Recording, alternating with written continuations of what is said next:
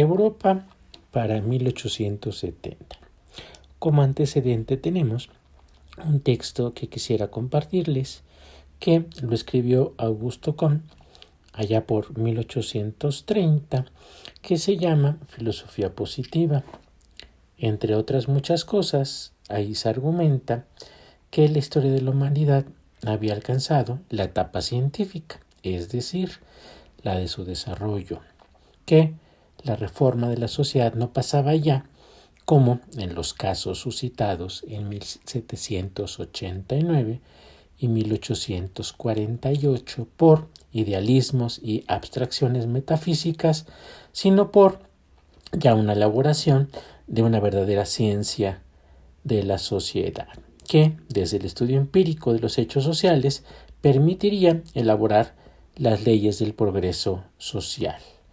Entonces, más adelante, para 1859, Darwin publicó El origen de las especies, libro que en ese año provocó una verdadera conmoción y que explicaba el origen y evolución de las especies y del hombre, no por un acto de creación, como muchos suponían, sino a través de un proceso de selección natural, evolución gradual, lucha por la supervivencia y adaptación al medio, a lo que se suponía había alcanzado después de largos años de evolución.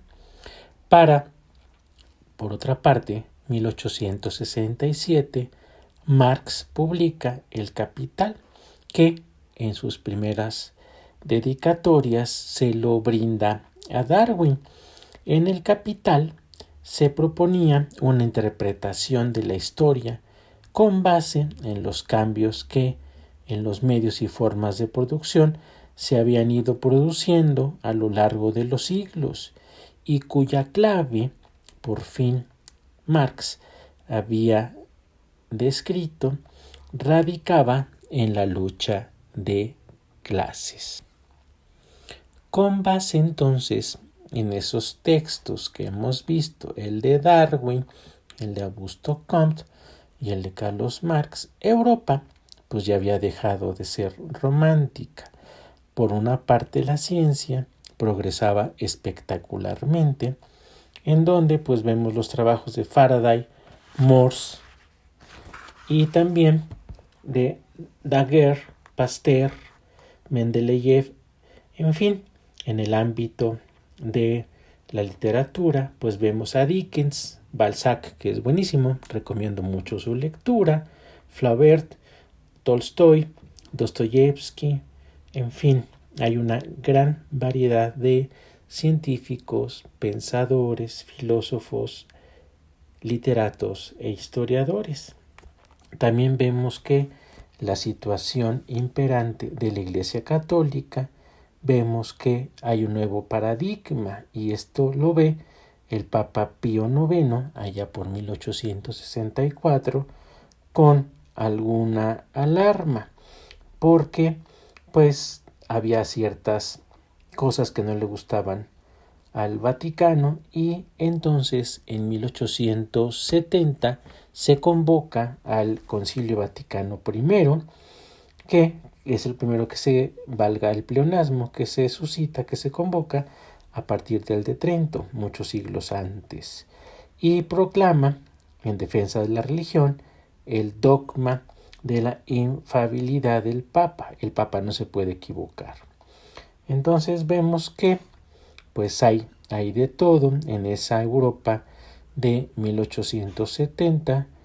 También lo que vemos es que se desarrolla la minería de una manera vertiginosa, donde vemos entonces que Prusia entre los años de 1850 y 1879 tiene un extraordinario despegue industrial, demográfico y militar. Por ejemplo, en 1863 Ferdinand Lassalle creó la Unión General de Trabajadores Alemanes y para 1861 Cavour también hace una consolidación de sus planteamientos políticos en Italia, que sería la derecha histórica, donde pues más adelante vemos también que hay anexiones como el de Venecia en 1866. Vemos también que la Europa se va cambiando. El personaje importante sería Bismarck, que para 1866 y para 1870, entre esos años, tienen pugnas con Francia, y vemos que en esta última fecha Prusia derrota a Francia de Napoleón III, lo cual va a ayudar que pues se unifique por fin Alemania. Vemos entonces que en Francia pues va a haber un nuevo gobierno presidido por Thiers, nombrado el 23 de febrero de 1871 por una replanteada Asamblea Nacional, elegidos días antes y reunida en Burdeos. Aceptaron ese año, ese mes de febrero, que va a haber un tratado provisional de paz con el que Francia cedía a Alemania, Alsacia y Lorena, que con el paso del tiempo pues va a ser estas dos provincias un problema durante la Primera Guerra Mundial, y en donde Francia pues va a reclamar la devolución de Alsacia y Lorena. Vemos entonces que el problema que tiene Europa hacia el año de 1870 pues son eminentemente políticos. Por una parte, vemos que la Carta Magna inglesa lo que indicaba de los años de 1865 a 1867 propone que el gobierno sea parlamentario, que es una institución muy rara para aquella época, y como también muestra los casos de Austria, Rusia y Prusia y otros 38 estados alemanes, Dinamarca y Suecia, que el gobierno del rey estaba más extendidos en Europa que los gobiernos parlamentarios. Me explico. Vemos que para los años de 1865 a 1867, entonces Inglaterra propone un gobierno parlamentario, es decir, la autoridad ya no la tiene el rey, sino la va a tener un primer ministro que sale del parlamento. A diferencia de esos mismos años, vemos que en los demás estados europeos se abunda por reyes, en donde, como hace un momento mencionamos, en 1870, pues se da la unificación de Alemania y tenemos entonces también ya un rey alemán. En el caso español, pues vemos que el rey es Alfonso XII. Vemos que antes de la guerra franco-prusiana, pues el rey de Francia es Napoleón III. Y así vamos viendo pues varios reyes. Tenemos en Amadeo de Saboya y otros más por el estilo. Entonces pues no es tanto como pensábamos que Europa es muy moderna, sino más bien está afinando ciertas estructuras políticas.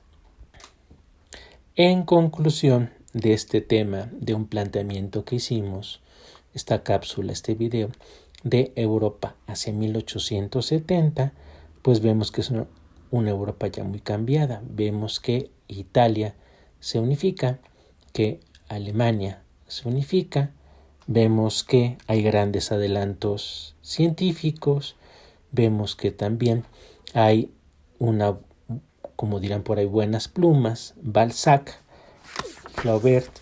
Vemos también que hay científicos importantes y que pues va cambiando mucho tanto los temas en literatura como los grandes adelantos científicos van a poner, como comencé este segmento, donde Augusto Comte mencionaba en su teoría de los estadios de la mente humana, donde se tiende a ser de la etapa científica o positiva. Esto es la pura razón.